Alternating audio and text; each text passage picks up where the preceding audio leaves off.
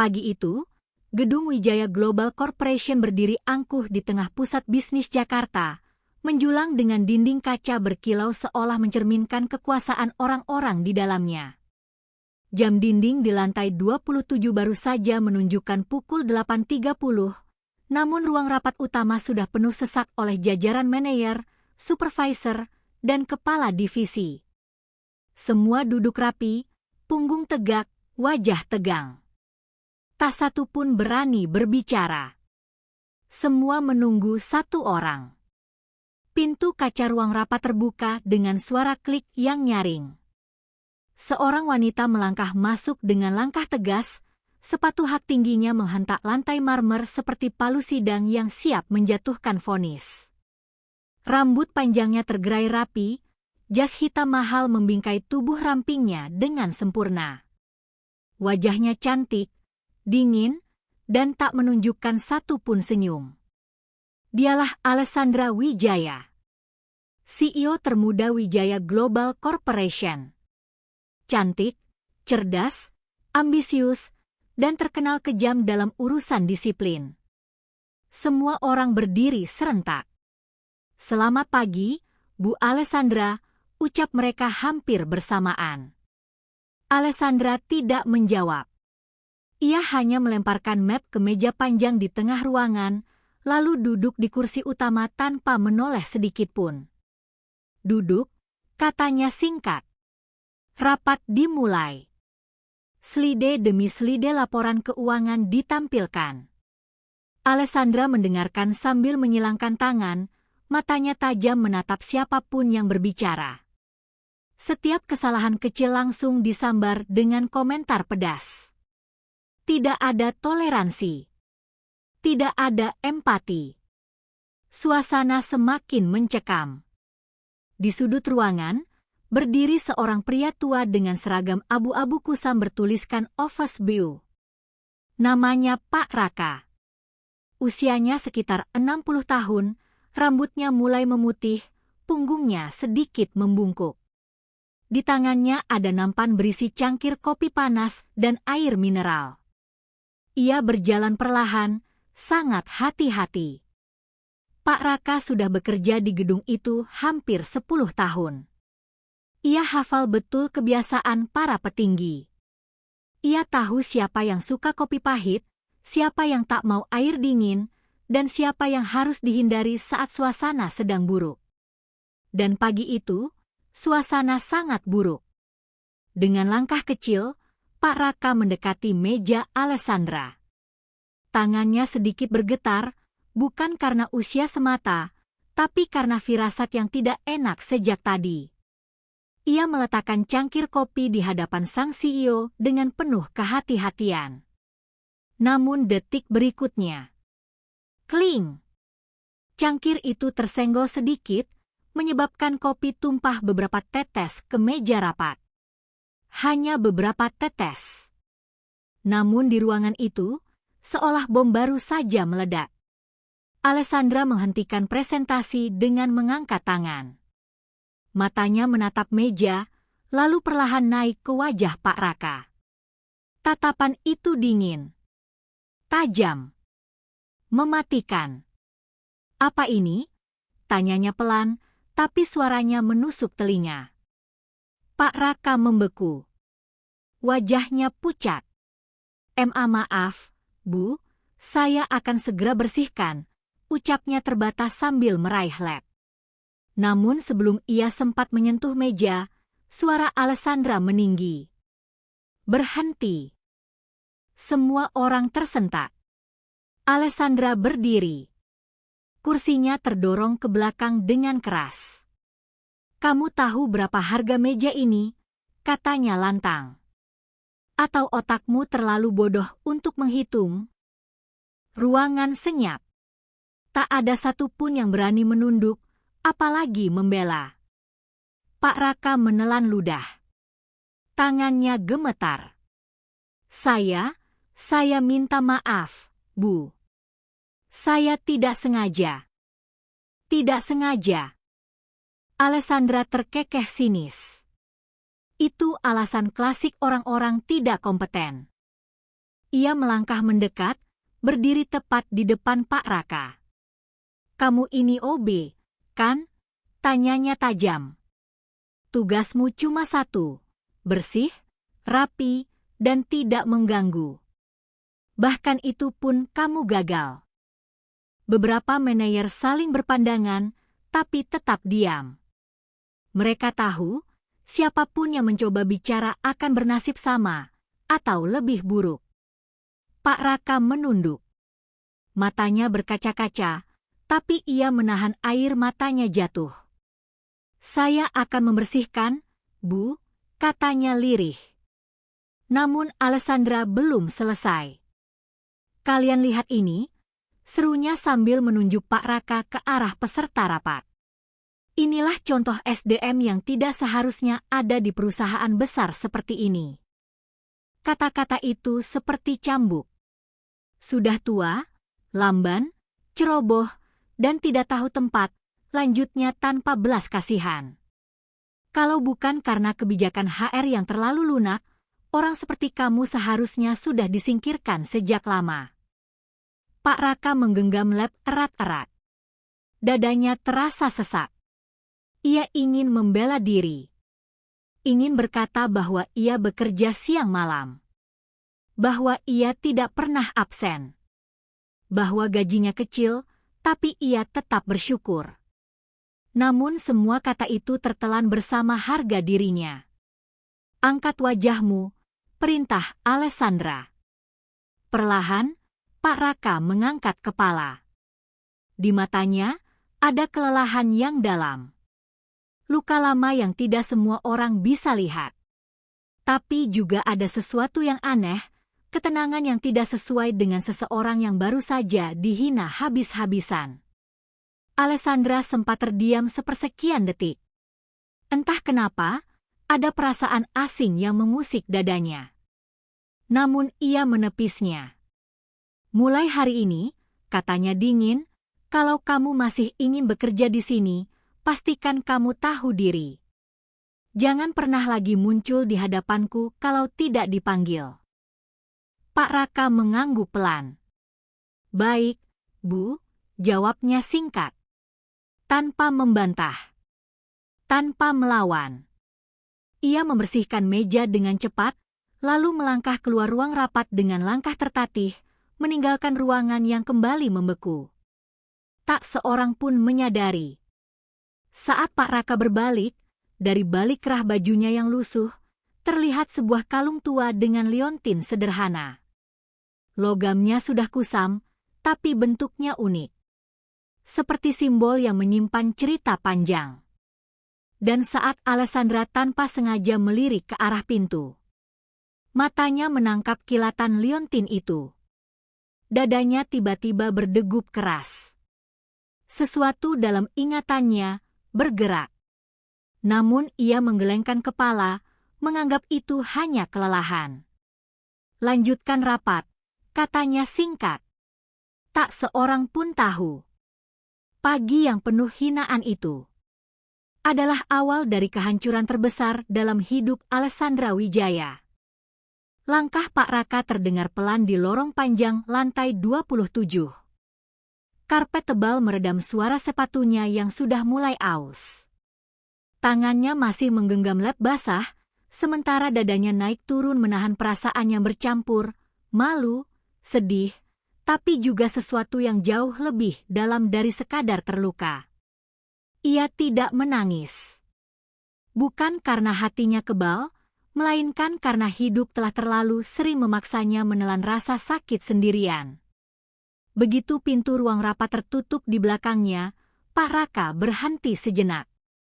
Ia menundukkan kepala, menarik napas panjang, lalu menghembuskannya perlahan. Seakan ia sedang meyakinkan dirinya sendiri bahwa semuanya akan baik-baik saja. Bahwa hinaan barusan hanyalah satu dari sekian banyak yang pernah ia terima. "Sudah biasa," gumamnya pelan. Ia berjalan menuju ruang kebersihan di ujung lorong. Ruangan kecil itu sempit, hanya berisi lemari alat, ember, dan wastafel. Disitulah Pak Raka sering menghabiskan waktu istirahatnya, jauh dari tatapan orang-orang berdasi yang memandangnya seolah tak lebih dari bayangan. Pak Raka mencuci lap dengan gerakan terlatih. Tangannya keriput, penuh gurat usia, namun kuat dan cekatan. Dari balik kemeja abu-abu lusuh itu, terlihat tubuh yang kurus tapi tegap, seperti seseorang yang terbiasa bekerja keras, bukan hanya membersihkan lantai, melainkan menahan beban hidup. Saat ia menunduk, kalung tua di lehernya kembali terlihat. Liontin kecil berbentuk lingkaran dengan ukiran samar, nyaris tak terbaca. Kalung itu selalu ia kenakan, bahkan saat tidur. Satu-satunya benda yang tidak pernah ia lepaskan. Pak Raka menutup mata sejenak, jemarinya menyentuh liontin itu. Ingatan lama menyeruak. Tentang masa ketika ia bukan siapa-siapa, atau justru segalanya. Jam menunjukkan pukul 12 siang. Waktu istirahat tiba. Karyawan-karyawan memenuhi kantin di lantai bawah. Tawa, obrolan ringan, dan aroma makanan mengisi ruangan.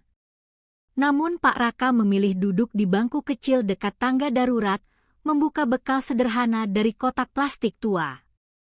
Nasi putih, tempe goreng, sambal seadanya. Ia makan perlahan, seolah setiap suapan adalah sesuatu yang harus disyukuri. Pak Raka. Suara lembut memanggilnya. Ia menoleh. Seorang perempuan muda berdiri di sana, mengenakan seragam HRD.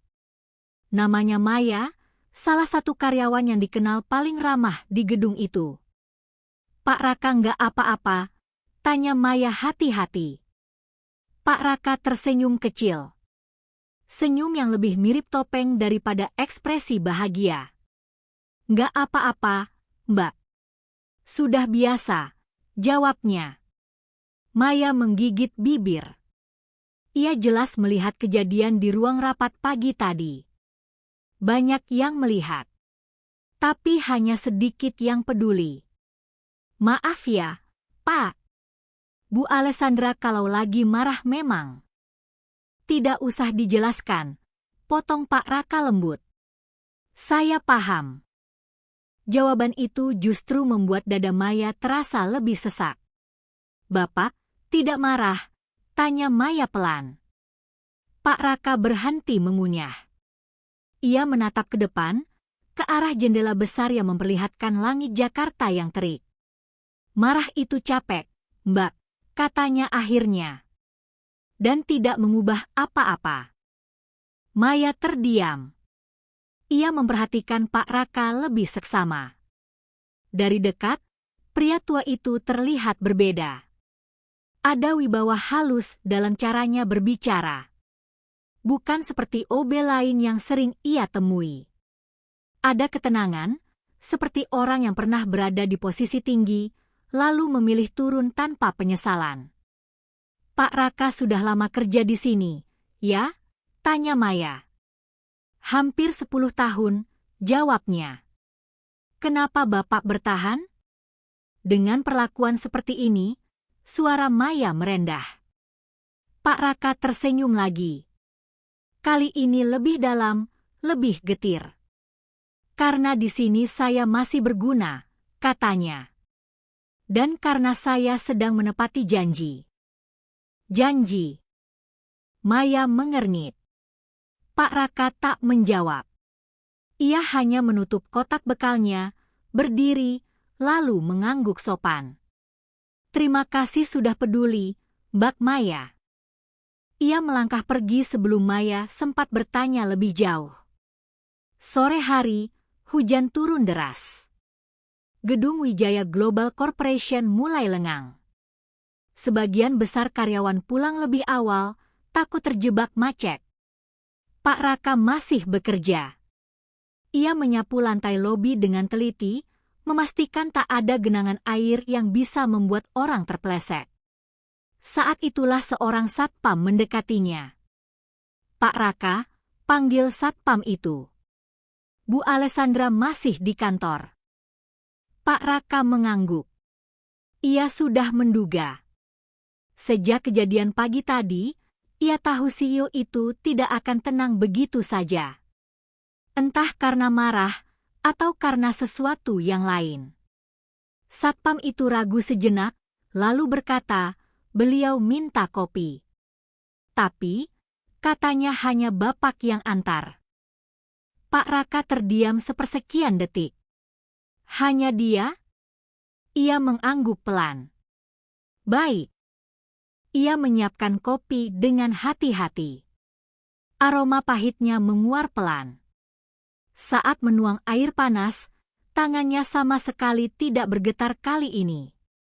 Ia berjalan menuju lift khusus eksekutif. Di dalam lift, pantulan dirinya terlihat samar di dinding kaca. Seorang OB tua dengan seragam lusuh. Namun di balik pantulan itu, ada sosok lain yang seolah berdiri bersamanya, bayangan masa lalu yang tidak pernah benar-benar pergi.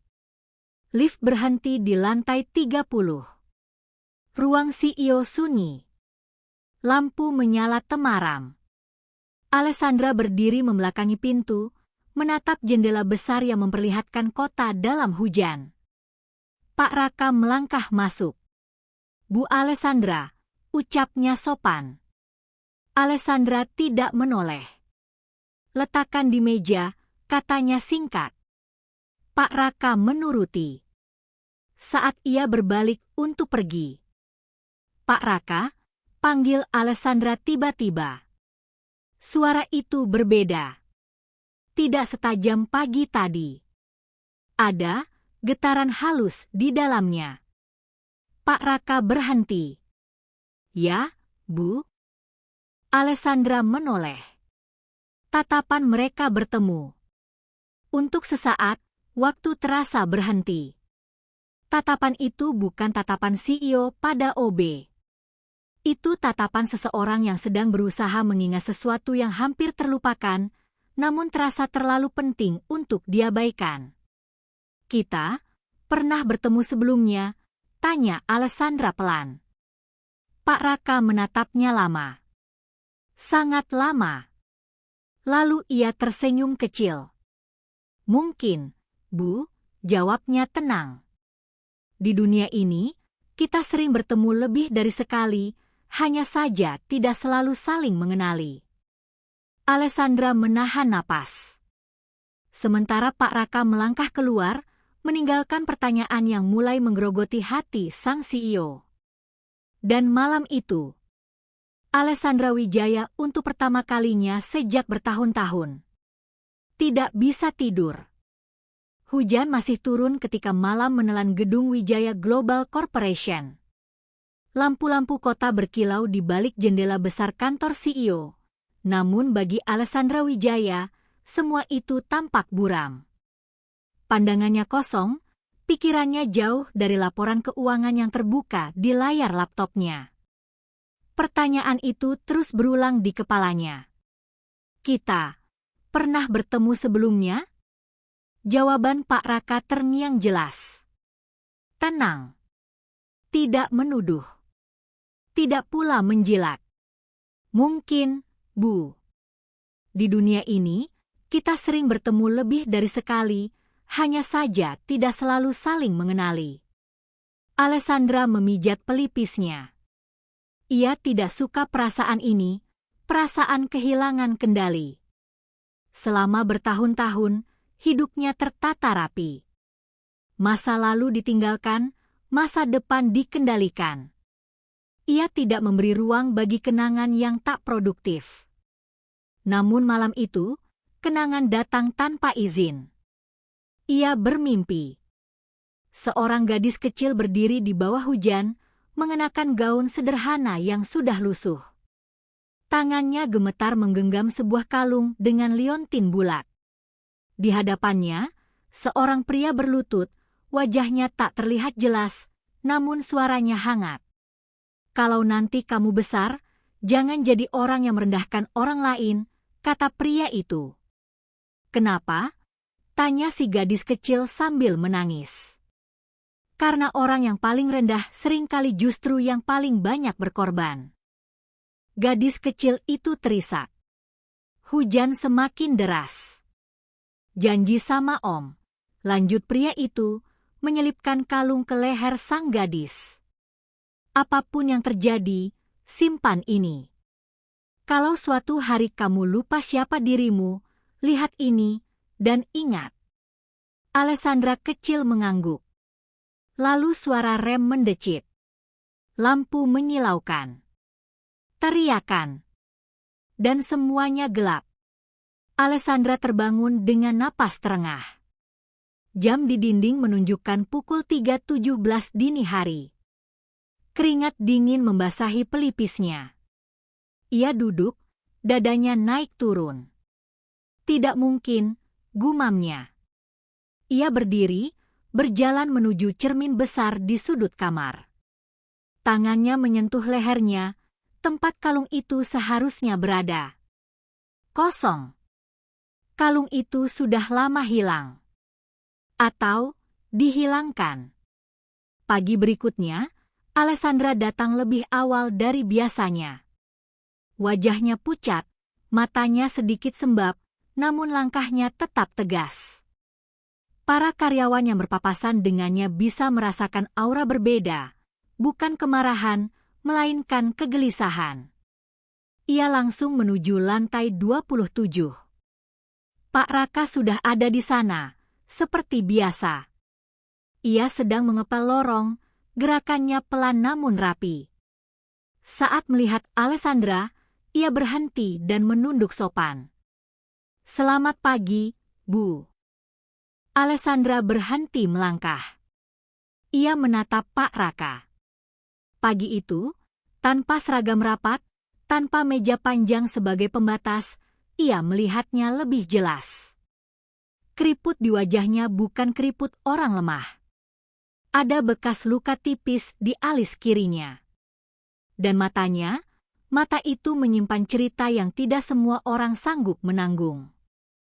"Pak Raka," kata Alessandra akhirnya. "Ya, Bu." "Kalung yang kamu pakai," ucapnya pelan. "Boleh saya lihat?" Pak Raka terdiam. Beberapa detik terasa sangat panjang. Lalu perlahan, ia mengangguk. Tangannya meraih liontin itu, melepaskannya dengan hati-hati, lalu menyerahkannya pada Alessandra. Saat jemari Alessandra menyentuh logam kusam itu, tubuhnya bergetar. Ukiran kecil di permukaannya. Bentuknya. Bahkan goresan halus di sisi kanan. Semuanya sama. Sama persis dengan kalung dalam mimpinya. Tangannya gemetar hebat. Napasnya tercekat. "Ini, dari mana?" Suaranya nyaris tak keluar. Pak Raka menatapnya lama. Tatapan itu lembut, namun penuh beban. Dari seorang anak perempuan, jawabnya tenang. "Bertahun-tahun lalu." Alessandra menelan ludah. "Apa namanya?" desaknya. Pak Raka tersenyum kecil. Senyum yang mengandung kesedihan dan kelegaan sekaligus. "Namanya Alessandra." Dunia seolah runtuh. Kaki Alessandra melemas. Jika bukan karena dinding di belakangnya, mungkin ia sudah terjatuh. Suara kantor, telepon berdering, langkah kaki, obrolan, menghilang begitu saja. Yang tersisa hanya detak jantungnya sendiri. "Tidak, itu tidak mungkin," bisiknya. "Orang itu sudah pergi. Dia meninggalkan aku." Pak Raka menggeleng pelan. "Tidak semua orang yang menghilang, pergi karena ingin," katanya lirih. Air mata menggenang di mata Alessandra. Ia menatap pria tua di hadapannya dengan wajah yang kini terasa asing sekaligus akrab. "Kenapa Bapak tidak pernah bilang?" Suaranya bergetar. "Kenapa Bapak membiarkan saya menghina Bapak seperti itu?" Pak Raka menarik napas panjang. Karena penyesalan tidak boleh dipaksakan, jawabnya. Dan karena kebenaran harus datang pada waktunya. Saat itu, suara langkah cepat terdengar dari ujung lorong. Bu Alessandra. Maya berlari kecil menghampiri mereka, wajahnya panik. Ada masalah besar, Bu. Dewan direksi mendadak datang. Mereka ingin penjelasan soal laporan kemarin, dan Maya menelan ludah, mereka juga membawa tamu dari media. Alessandra memejamkan mata. Segalanya datang bersamaan. Ia menggenggam kalung itu erat-erat. Untuk pertama kalinya dalam hidupnya, ia merasa kecil. Bukan sebagai CEO, bukan sebagai perempuan cantik yang disegani, melainkan sebagai seorang anak yang pernah ditinggalkan oleh masa lalu. Ia menatap Pak Raka. Setelah ini, katanya pelan namun tegas, saya ingin bicara. Bukan sebagai atasan, tapi sebagai manusia. Pak Raka mengangguk. Saya menunggu, Nona. Satu panggilan kecil itu, Nona, menghantam Alessandra lebih keras daripada semua hinaan yang pernah ia ucapkan. Dan detik itu, ia tahu. Hari ini, hidupnya tidak akan pernah sama lagi. Ruang rapat utama Wijaya Global Corporation kembali penuh. Namun kali ini, suasananya berbeda. Tidak ada proyektor. Tidak ada presentasi. Tidak ada senyum basa-basi. Yang ada hanyalah ketegangan. 7 orang dewan direksi duduk berjajar di satu sisi meja panjang. Wajah mereka kaku, mata tajam, penuh perhitungan. Di ujung ruangan, 2 orang asing berdiri, jas rapi, membawa map dan kamera kecil. Wartawan. Alessandra berdiri di tengah ruangan. Untuk pertama kalinya sejak ia menjabat sebagai CEO, telapak tangannya berkeringat. Bu Alessandra Wijaya, ucap Ketua Dewan, Pak Hartono, dengan suara berat. Kami mendapat laporan serius tentang insiden kemarin pagi. Alessandra menegakkan punggungnya. Ia sudah terbiasa menghadapi tekanan. Namun kali ini, dadanya terasa berbeda. Ada sesuatu yang menekan dari dalam. Insiden apa yang Bapak maksud? Tanyanya, mencoba terdengar tenang. Pak Hartono melemparkan sebuah tablet ke atas meja. Layar menyala, menampilkan sebuah video. Video itu memperlihatkan dirinya.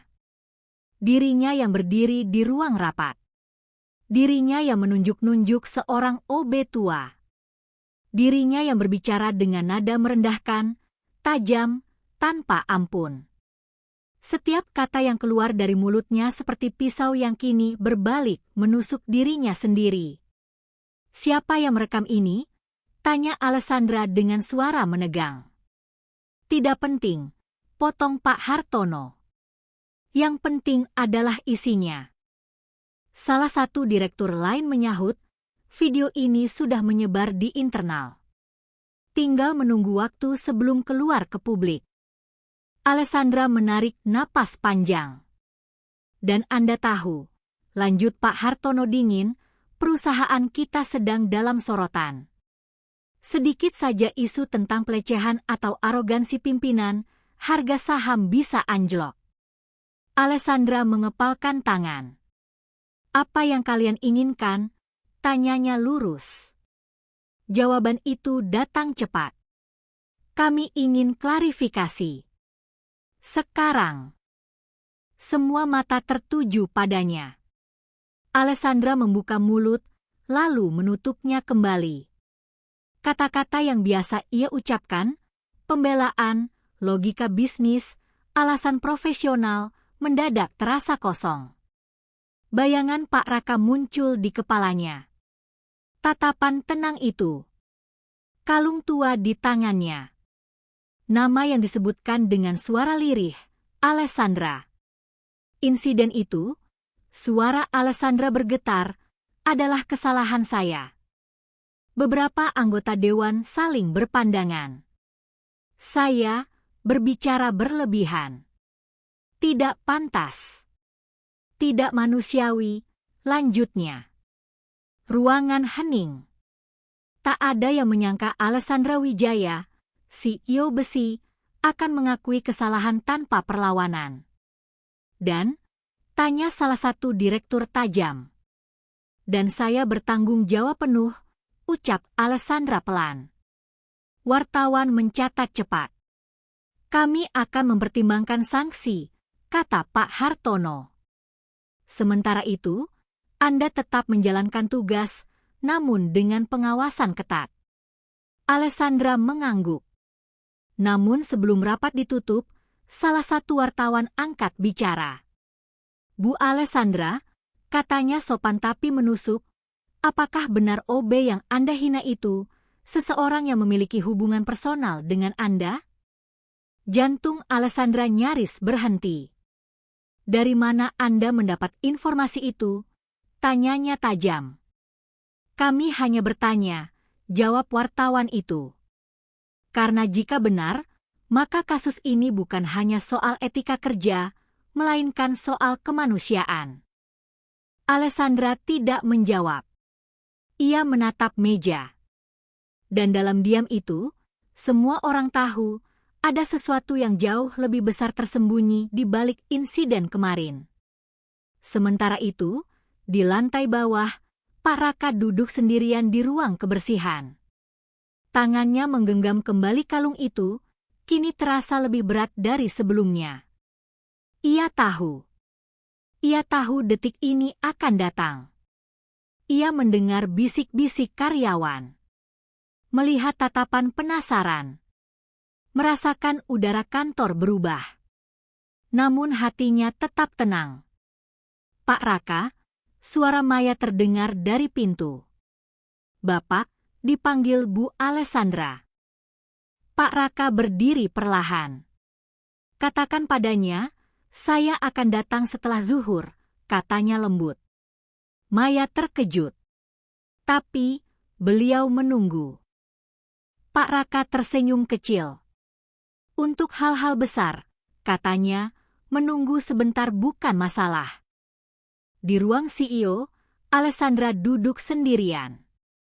Jaketnya sudah ia lepaskan. Rambutnya yang biasanya rapi kini sedikit berantakan. Tangannya bergetar saat menuang air minum. Air itu tumpah. Ia menatap meja, teringat kejadian kemarin. Untuk pertama kalinya, ia tertawa kecil. Tawa pahit. Karma, gumamnya. Pintu diketuk pelan. Masuk, ucapnya. Pak Raka melangkah masuk. Langkahnya tetap sama, tenang, tanpa rasa takut. Alessandra berdiri begitu melihatnya. Ia ingin berkata banyak hal. Meminta maaf. Menjelaskan. Menangis. Berteriak. Namun yang keluar justru suara tercekat. Saya, air matanya jatuh. Saya tidak tahu harus mulai dari mana. Pak Raka mendekat, tapi menjaga jarak. Mulailah dari jujur, katanya. Alessandra mengangguk. Bahunya bergetar. Saya ingat semuanya, ucapnya lirih. Hujan itu. Kecelakaan itu. Saya pikir Om meninggalkan saya. Pak Raka menutup mata sejenak. Kalau saya benar-benar meninggalkanmu, katanya pelan, saya tidak akan ada di sini hari ini. Tangis Alessandra pecah. Ia, CEO yang ditakuti semua orang, kini gemetar seperti anak kecil yang kehilangan pegangan. Saya menghina Om, katanya sambil terisak. Di depan semua orang. Pak Raka tersenyum lembut. Yang lebih menyakitkan, katanya, bukan hinaannya. Tapi melihatmu tumbuh menjadi seseorang yang lupa bagaimana caranya merendah. Kata-kata itu menghantam Alessandra lebih keras dari apapun. Ia jatuh berlutut. "Maafkan saya," bisiknya. "Tolong." Pak Raka menatapnya lama. Belum menjawab. Karena keputusan yang akan ia ambil akan mengubah segalanya. Lorong utama Wijaya Global Corporation pagi itu dipenuhi bisik-bisik. Sejak video penghinaan kemarin bocor ke internal, suasana kantor berubah drastis. Tidak ada lagi canda ringan. Tidak ada lagi tawa bebas. Semua orang berjalan dengan kepala menunduk, seolah takut salah langkah sedikit saja. Dan pagi itu, sesuatu yang lebih besar akan terjadi. Di lantai dasar, para karyawan dikumpulkan secara mendadak. Tidak ada undangan resmi. Tidak ada email. Hanya perintah singkat dari HRD. Seluruh karyawan wajib hadir di aula utama. Sekarang, Pak Raka berdiri di pinggir aula, mengenakan seragam OB yang sama. Tangannya terlipat di depan, wajahnya tenang seperti biasa. Namun di balik ketenangan itu, hatinya bergejolak. Ia tahu Alessandra akan melakukan sesuatu yang besar. Lampu aula meredup. Pintu samping terbuka. Alessandra Wijaya melangkah masuk. Namun bukan Alessandra yang biasa mereka lihat. Ia tidak mengenakan jas mahal. Tidak ada sepatu hak tinggi. Rambutnya terikat sederhana. Gaun kerjanya polos. Wajahnya pucat, mata sembab, seolah semalaman tidak tidur. Ribuan pasang mata menatapnya. Alessandra berdiri di tengah aula. Mikrofon di tangannya bergetar. "Saya minta waktu sebentar," katanya pelan. Tidak ada yang bersuara. "Saya berdiri di sini," lanjutnya, "bukan sebagai CEO. Tapi sebagai manusia yang telah melakukan kesalahan besar." Suara gumaman mulai terdengar. Alessandra menghela napas panjang, lalu matanya mencari satu sosok. Pak Raka. Tatapan mereka bertemu. Alessandra menelan ludah. Lalu, di luar dugaan siapapun, ia melangkah turun dari panggung. Langkah demi langkah, ia mendekati Pak Raka. Dan detik berikutnya, bruk, Alessandra berlutut. Di hadapan Pak Raka. Di hadapan semua orang. Aula itu membeku. Beberapa karyawan refleks menutup mulut. Ada yang menjatuhkan ponsel. Ada yang mematung tak percaya. "Ya Tuhan," bisik seseorang. Pak Raka terkejut. Wajahnya pucat. "Bu," ia refleks mundur setengah langkah. Namun Alessandra sudah menundukkan kepalanya. "Saya minta maaf," ucapnya dengan suara pecah. Bukan sebagai atasan, tapi sebagai manusia yang telah merendahkan manusia lain. Air mata jatuh ke lantai. "Saya menghina Bapak di depan semua orang," lanjutnya terisak. "Saya melukai martabat Bapak. Dan itu tidak bisa dibenarkan oleh jabatan apapun." Aula senyap. Bahkan napas pun terdengar berat. Pak Raka berdiri kaku. Tangannya gemetar. "Bu Alessandra, tolong berdiri," katanya lirih. "Tidak seperti ini." Namun Alessandra menggeleng. "Biarkan saya menyelesaikan," katanya. Ia menatap ke seluruh ruangan. "Saya selama ini percaya kekuasaan adalah segalanya," ucapnya. "Saya lupa bahwa perusahaan ini berdiri bukan hanya karena angka, tapi karena manusia." Ia kembali menatap Pak Raka. "Dan orang yang paling saya sakiti, justru orang yang paling berjasa dalam hidup saya." Desas-desus langsung bergulir. "Berjasa?" Apa maksudnya? OB itu siapa sebenarnya? Alessandra menunduk lagi. Pak Raka, katanya lirih, kalau hari ini Bapak memilih pergi, saya tidak akan menahan. Pak Raka menatap perempuan di depannya lama sekali. Perempuan yang dulu ia lindungi. Perempuan yang kini berlutut di hadapannya. Ia menghela napas panjang.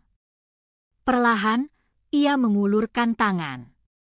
Berdirilah, katanya lembut. Alessandra terkejut. Ia menatap tangan itu, lalu menggenggamnya. Dengan bantuan Pak Raka, ia berdiri. Pak Raka menatap ke seluruh aula. Saya tidak menyimpan dendam, katanya dengan suara tenang namun jelas. Karena dendam hanya akan membuat kita lupa menjadi manusia. Beberapa orang menunduk malu. Saya menerima permintaan maaf ini, lanjutnya, bukan karena dia CEO. Tapi karena dia berani mengakui kesalahannya. Aula bergemuruh oleh keheningan yang berat, lalu perlahan, terdengar tepuk tangan. Awalnya 1, 2, 10. Lalu seluruh aula. Namun bukan tepuk tangan kemenangan. Itu tepuk tangan penyesalan. Beberapa jam kemudian, berita itu menyebar kemana-mana. CEO Wijaya Global berlutut minta maaf pada OB. Arogansi berubah jadi air mata. Siapakah sebenarnya OB yang dihina CEO? Media mengerubungi gedung. Saham perusahaan bergejolak. Dewan direksi panik. Di ruang kerjanya, Alessandra duduk sendirian. Ia menatap cermin. Untuk pertama kalinya, ia tidak melihat CEO. Ia melihat manusia. Dan entah kenapa, ia merasa lebih ringan. Sementara di lantai bawah, Pak Raka berdiri di depan jendela, memandang hujan yang kembali turun. Janji saya hampir selesai, gumamnya pelan. Namun ia tahu, setelah hari ini, hidup mereka berdua tidak akan pernah kembali sederhana. Karena kebenaran yang lebih besar sedang menunggu untuk sepenuhnya terungkap. Hujan turun perlahan sore itu, tidak lagi deras seperti hari sebelumnya.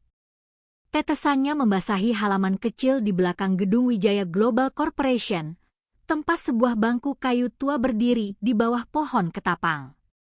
Di sanalah Pak Raka duduk, memandang langit abu-abu dengan tatapan yang seolah menembus waktu. Alessandra berdiri beberapa langkah di belakangnya. Ia ragu. Bukan karena takut pada Pak Raka, melainkan takut pada kebenaran yang akan ia dengar.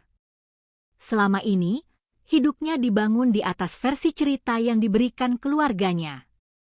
Versi yang rapi, aman, dan menyelamatkan reputasi. Namun ia tahu, kebenaran jarang bersifat nyaman. Duduklah, kata Pak Raka tanpa menoleh. Alessandra menurut. Ia duduk di bangku itu, menjaga jarak, seperti seorang anak yang takut dimarahi namun ingin didengar. Om, panggilnya pelan. Kata itu keluar begitu saja, tanpa ia rencanakan. Pak Raka menutup mata. Napasnya tertahan sejenak. Sudah lama tidak ada yang memanggil saya begitu, katanya lirih. Mereka terdiam beberapa saat, ditemani suara hujan dan deru kendaraan yang jauh. Apa yang ingin kamu ketahui? Tanya Pak Raka akhirnya. Alessandra menggenggam tangannya sendiri. Jemarinya dingin. Semuanya, jawabnya jujur. Kenapa Om menghilang? Kenapa Om ada di sini? Dan, kenapa saya tumbuh dengan kebencian yang bahkan tidak saya pahami asalnya? Pak Raka tersenyum tipis. Senyum orang yang akhirnya lelah menyimpan beban sendirian. Baik, katanya. Kalau begitu, dengarkan. Dulu, Pak Raka memulai, saya bukan Nobe. Alessandra menatapnya. Saya kepala keamanan keluarga Wijaya, lanjutnya. Bukan hanya pengawal. Saya orang kepercayaan ayahmu.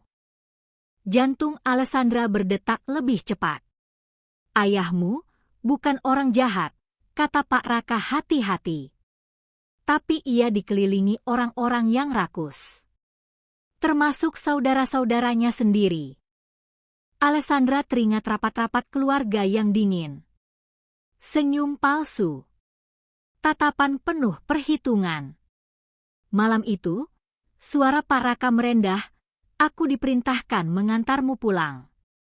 Tapi ada mobil lain mengikuti kita. Alessandra menahan napas. Itu bukan kecelakaan, lanjutnya. Itu upaya menyingkirkanmu.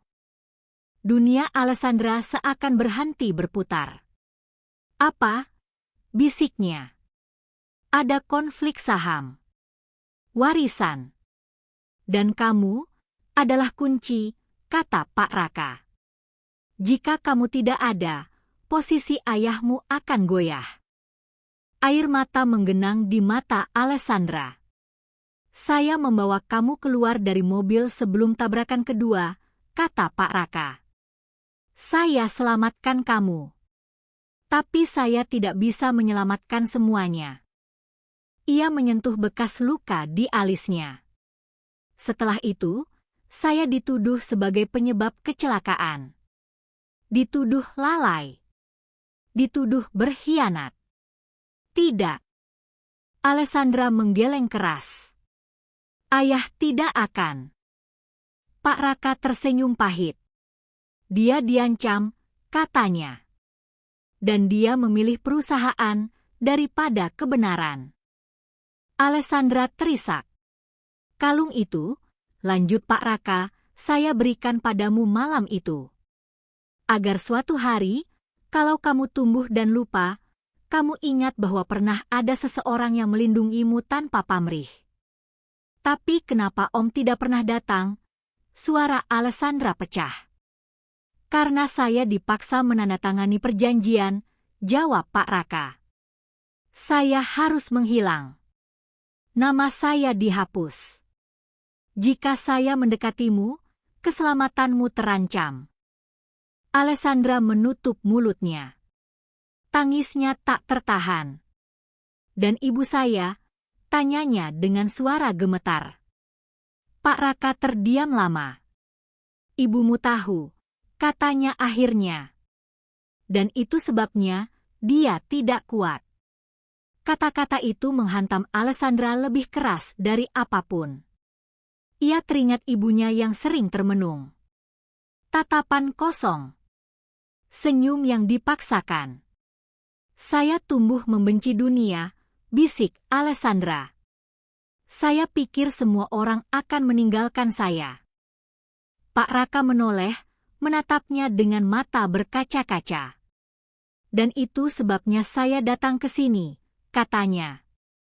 Bukan untuk menuntut.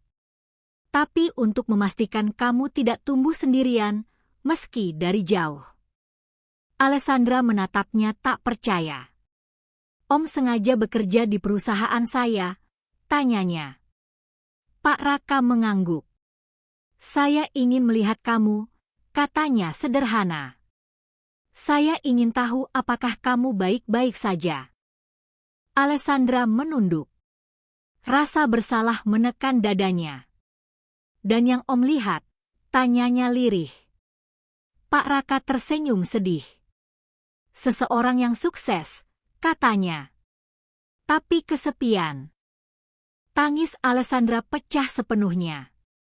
Ia memeluk Pak Raka tanpa ragu, seperti anak kecil yang akhirnya menemukan rumah.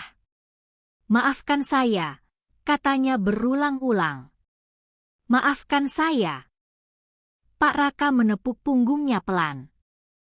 Penyesalanmu, katanya, adalah awal dari perubahan.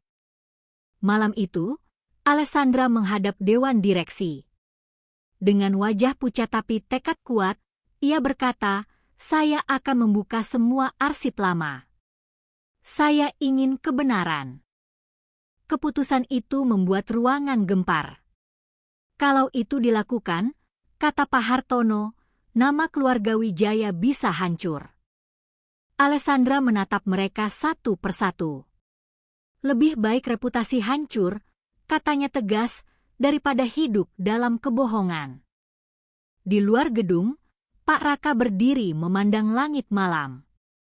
Untuk pertama kalinya dalam puluhan tahun, dadanya terasa lega. Namun ia tahu, kebenaran selalu punya harga. Dan harga itu akan segera ditagih. Pagi itu, nama Alessandra Wijaya memenuhi semua lini berita. Bukan sebagai simbol kesuksesan, bukan pula sebagai CEO termuda yang menginspirasi. Melainkan sebagai wajah dari skandal, wajah cantik yang kini ditelanjangi oleh sorotan kamera dan judul-judul tajam. CEO arogan berlutut di hadapan OB, drama atau manipulasi. Masa lalu kelam keluarga Wijaya mulai terbongkar. Dewan direksi terpecah, saham Wijaya Global terjun bebas. Di ruang rapat lantai 30, suasana lebih dingin dari biasanya. Tirai jendela tertutup rapat, seolah ingin menyembunyikan dunia luar yang kini tak lagi bersahabat. Dewan direksi duduk melingkar, wajah mereka keras, tak menyisakan simpati. Alessandra berdiri di hadapan mereka. Tanpa jas mahal. Tanpa senyum profesional.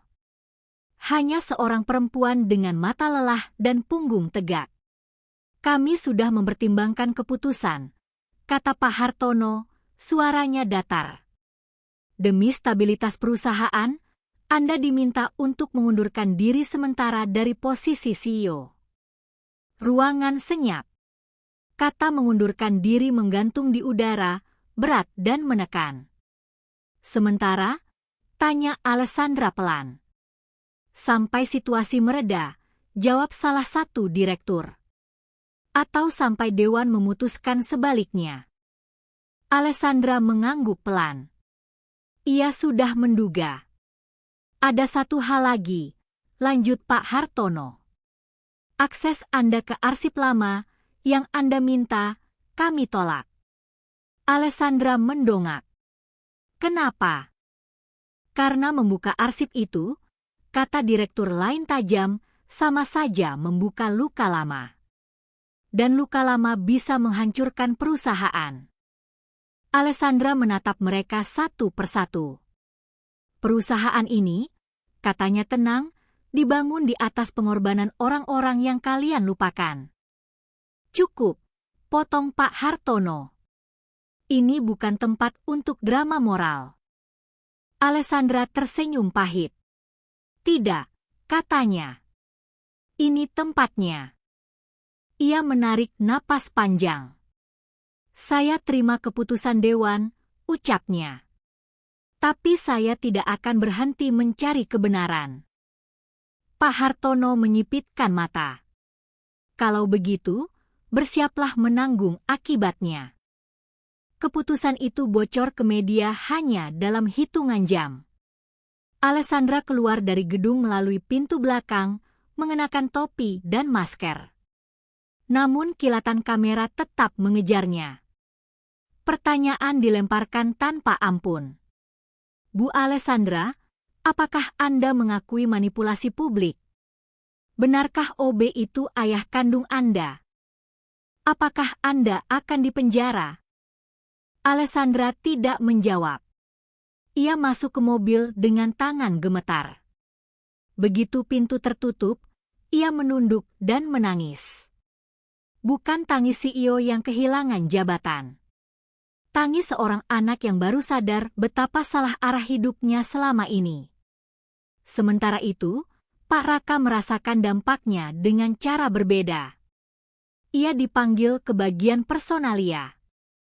Pak Raka, kata manajer HR dengan wajah canggung, kami mendapat tekanan dari atas. Tekanan seperti apa? Tanya Pak Raka tenang.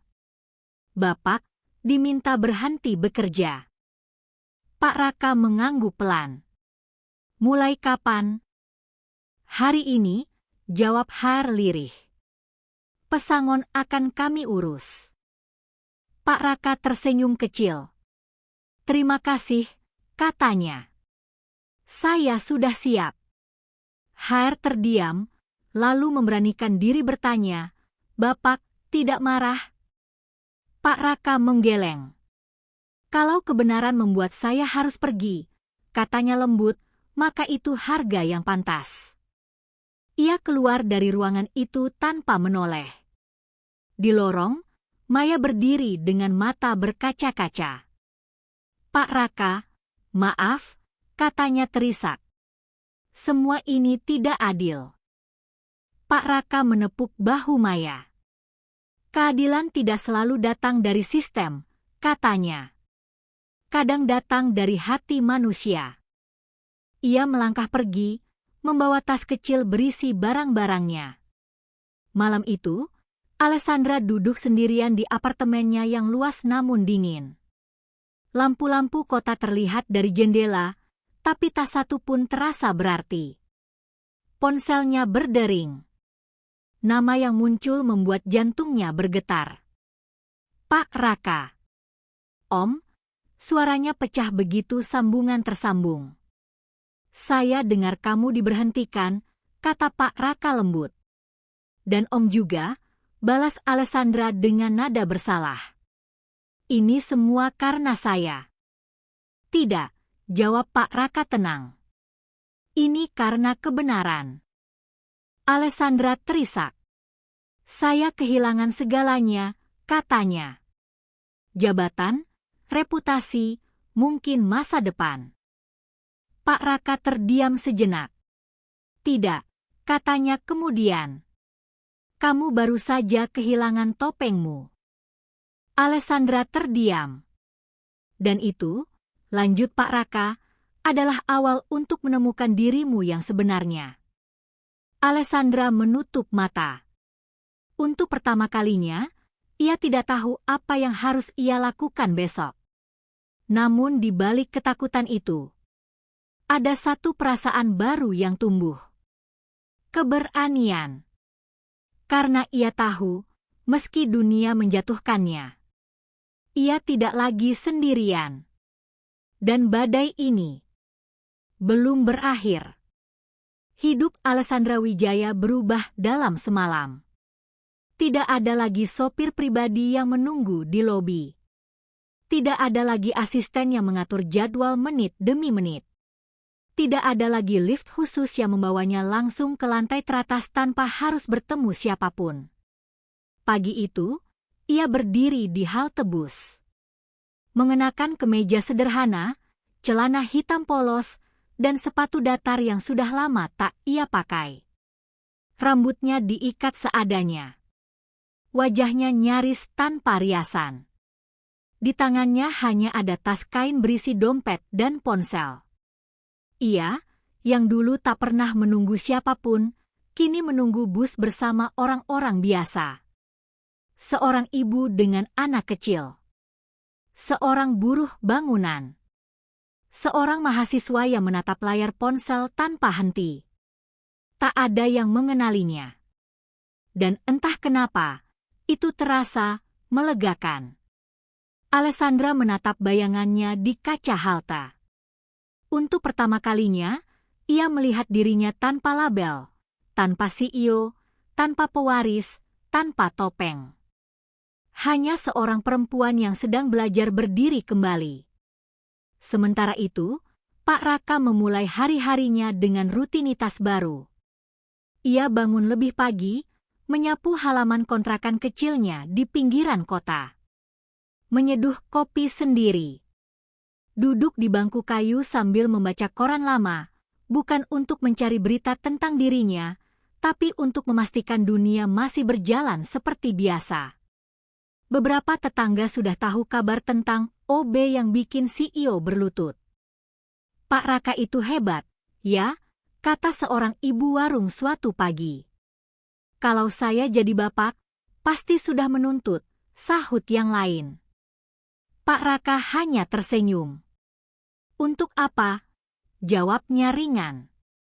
Hidup terlalu singkat untuk dihabiskan dengan dendam. Ia lalu mengambil tas kecilnya dan berjalan pergi. Tidak ke pengadilan. Tidak ke media. Melainkan ke sebuah kantor hukum kecil di sudut kota. Di sisi lain, Alessandra mencoba bertahan.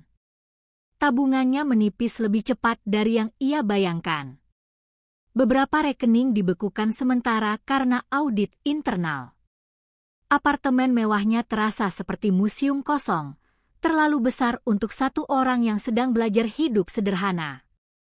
Ia menjual beberapa barang. Memasak sendiri. Mencuci pakaian sendiri. Hal-hal kecil yang dulu tak pernah ia lakukan. Dan setiap malam, sebelum tidur, ia menatap kalung tua itu yang kini kembali ke lehernya. Benda kecil yang kini menjadi satu-satunya pengingat bahwa ia masih punya akar. Om, bisiknya suatu malam, menatap langit-langit kamar. Apa aku bisa benar-benar berubah?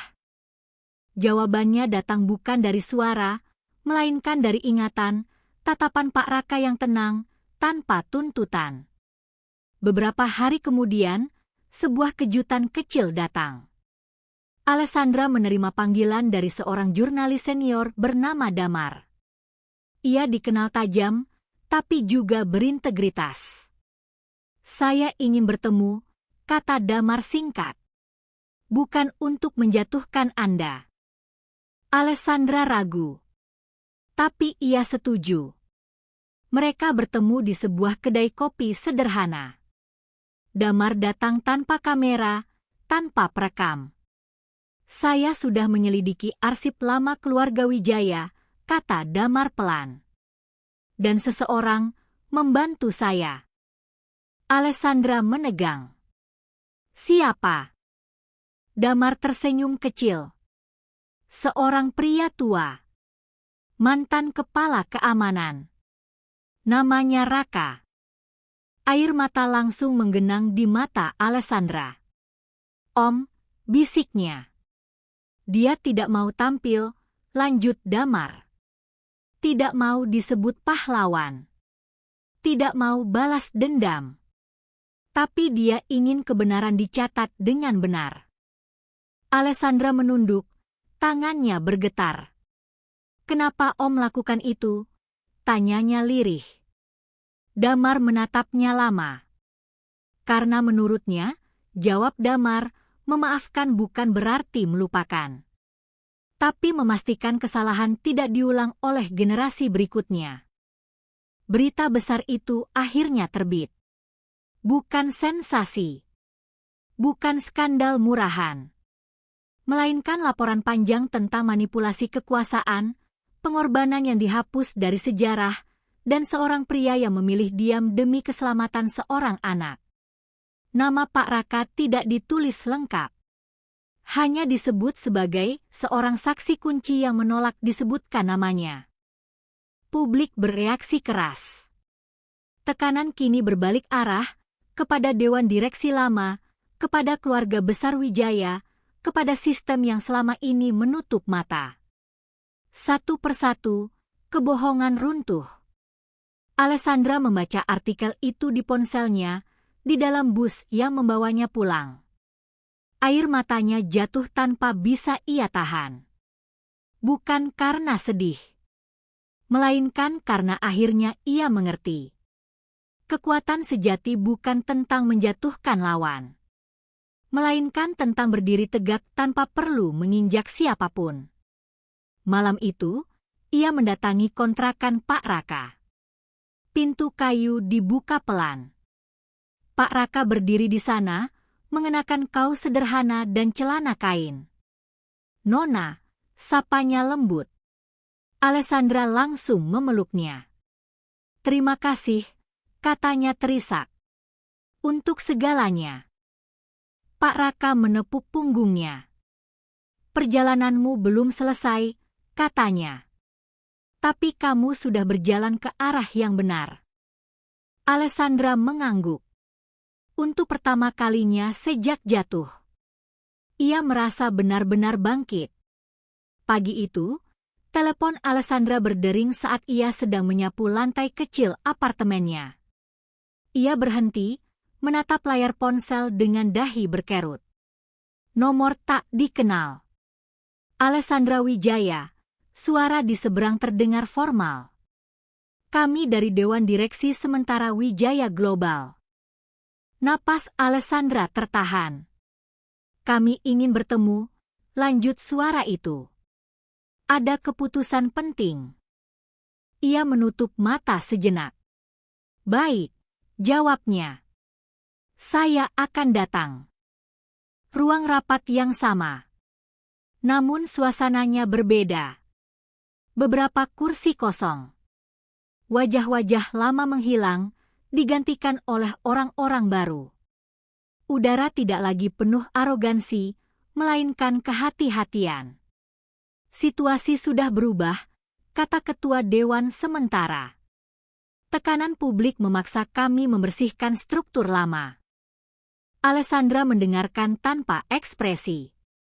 Kami ingin Anda kembali, lanjutnya. Sebagai CEO. Kata itu melayang di udara. CEO. Jabatan yang dulu menjadi segalanya. Syaratnya, tanya Alessandra tenang. Tidak membuka lagi kasus lama, jawab sang ketua. Fokus ke pemulihan perusahaan. Alessandra tersenyum kecil. Dan Pak Raka, tanyanya. Beberapa anggota dewan saling berpandangan. Dia tidak perlu dilibatkan, jawab mereka. Kisahnya sudah cukup mengganggu stabilitas. Alessandra berdiri. Kalau begitu, katanya pelan tapi tegas, jawaban saya tidak. Ruangan gempar. Kamu menolak, seru seseorang. Ini kesempatanmu. Alessandra mengangguk. Saya tidak ingin kembali menjadi orang yang sama, katanya. Saya tidak akan membangun masa depan dengan mengubur kebenaran. Ia melangkah pergi, meninggalkan jabatan yang dulu ia pertahankan mati-matian. Hari-hari berikutnya, Alessandra memulai sesuatu yang baru. Ia menjual sisa saham pribadinya dan mendirikan yayasan kecil, bukan atas nama Wijaya, bukan atas namanya sendiri. Yayasan yang fokus pada perlindungan pekerja rendahan, keamanan kerja, dan keadilan di lingkungan korporasi. Pak Raka menjadi penasihat. Bukan sebagai simbol, melainkan sebagai suara nurani. Apa kamu yakin? Tanya Pak Raka suatu sore. Alessandra tersenyum. Saya tidak ingin dikenang sebagai CEO yang hebat, katanya. Saya ingin dikenang sebagai manusia yang belajar. Pak Raka mengangguk bangga. Sementara itu, Wijaya Global berubah. Tanpa Alessandra, perusahaan tidak runtuh. Tapi juga tidak lagi sombong. Struktur baru dipaksa lebih transparan. Banyak kebijakan lama dicabut. Nama Alessandra perlahan bersih. Bukan karena pencitraan, tapi karena konsistensi. Suatu hari, seorang mahasiswa magang datang ke yayasan. Bu, katanya gugup, katanya ibu dulu CEO besar. Alessandra tertawa kecil. Dulu, jawabnya. Sekarang saya pelayan publik. Mahasiswa itu tersenyum kagum. Di teras kecil yayasan, Alessandra dan Pak Raka duduk berdampingan, memandang matahari senja. Kamu tidak menyesal? Tanya Pak Raka. Alessandra menggeleng. Kalau saya tidak jatuh, katanya, saya tidak akan pernah belajar berdiri dengan benar. Pak Raka tersenyum. Ia tahu.